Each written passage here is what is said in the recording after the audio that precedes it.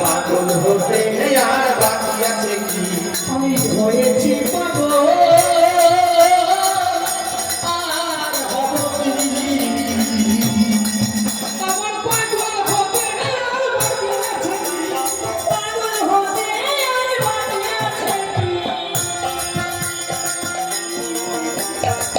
Hari বল Hari বল Hari বল Hari বল